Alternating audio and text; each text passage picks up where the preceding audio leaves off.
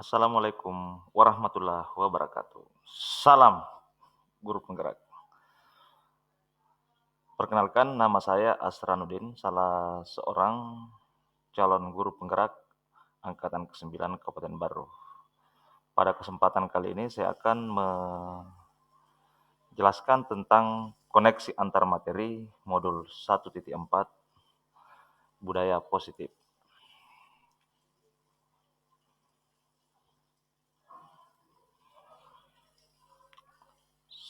Selanjutnya saya mengucapkan terima kasih banyak atas pendampingan dari Bapak Tamrin Umamid selaku fasilitator, kemudian Ibu Setria sebagai pengajar praktik.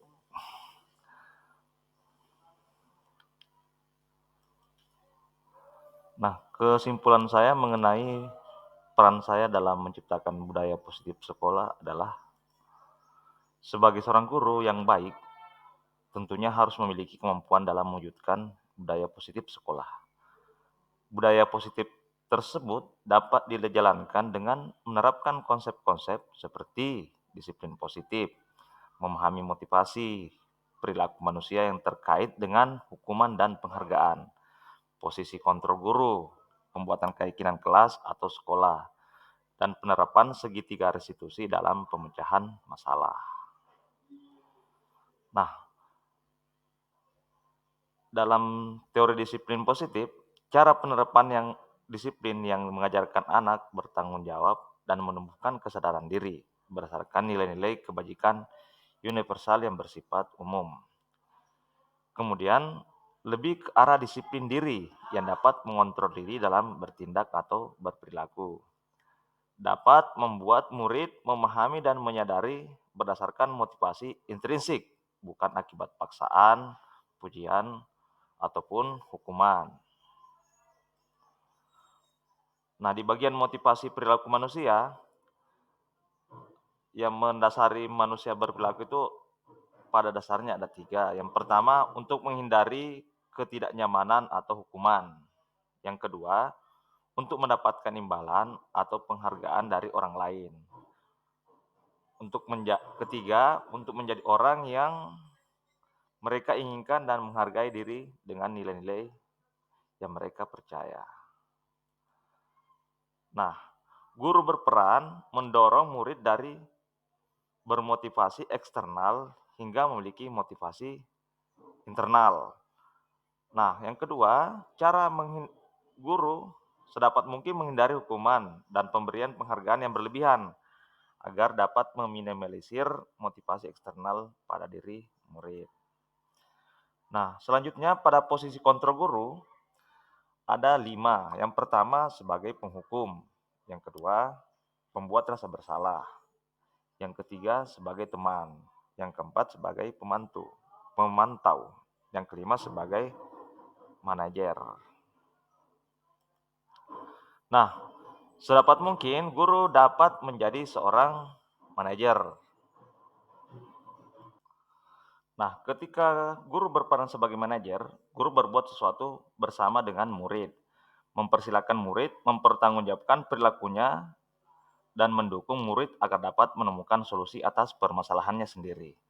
Yang kedua, posisi manajer mengacu pada restitusi yang dapat menjadikan murid sebagai manajer bagi dirinya sendiri sehingga tercipta identitas positif atau berhasil pada diri murid.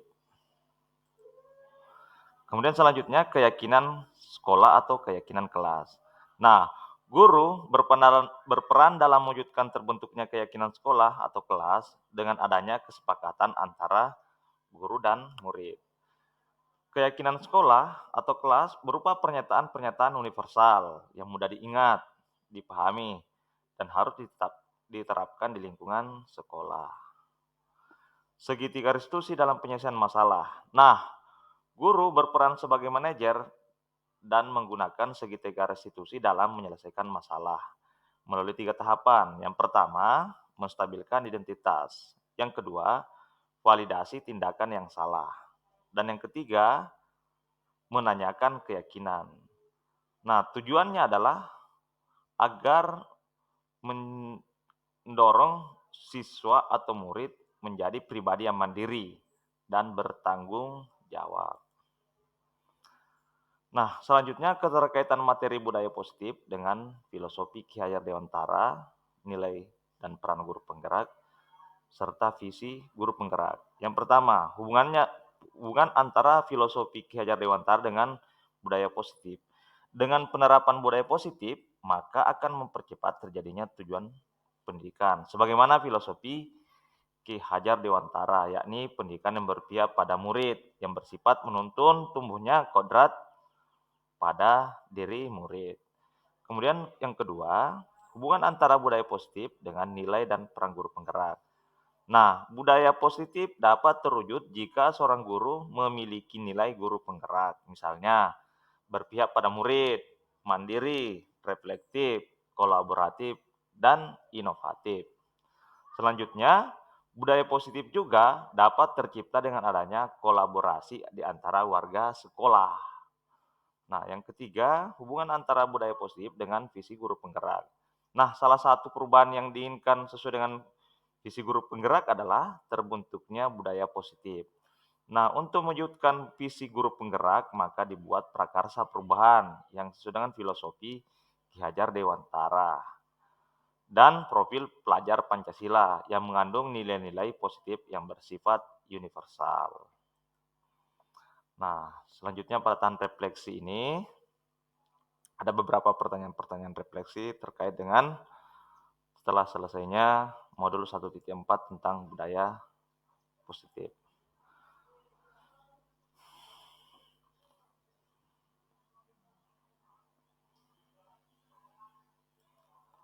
Nah, saya memahami dengan cukup baik teori tersebut.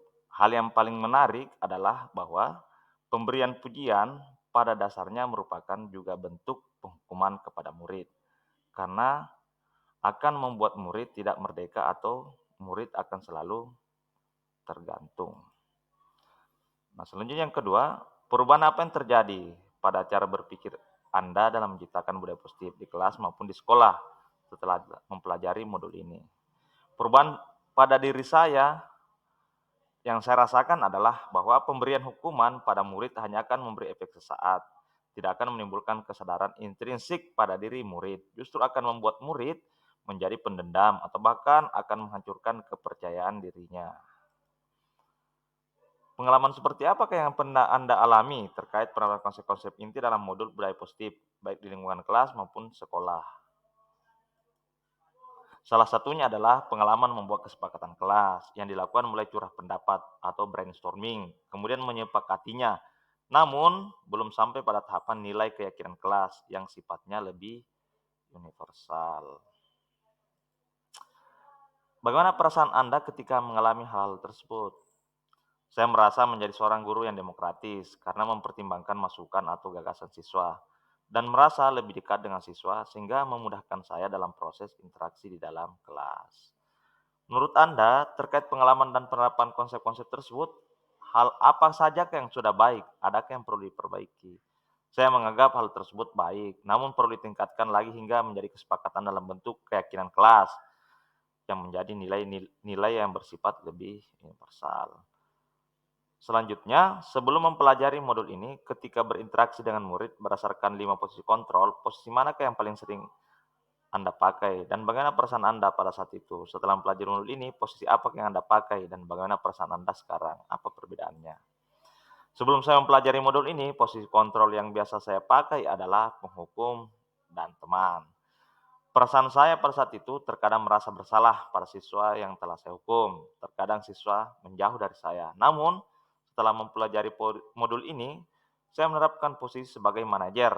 Perasaan saya setelah menerapkannya adalah membuat jiwa dan pikiran saya menjadi lebih terbuka dan tenang. Karena membuat siswa dapat menimbulkan kesadaran diri dari kesalahan yang dilakukan dan siswa lebih bersahabat.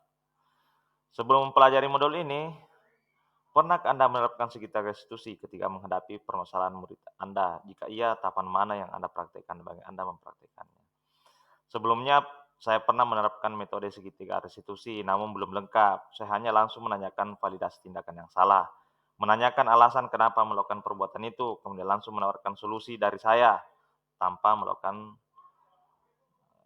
proses, negosiasi dan tanpa menstabilkan identitas murid. Selain konsep-konsep yang disampaikan pada modul ini, adakah hal lain yang menurut Anda penting untuk dipelajari dalam proses menciptakan budaya positif, baik di lingkungan kelas maupun di sekolah?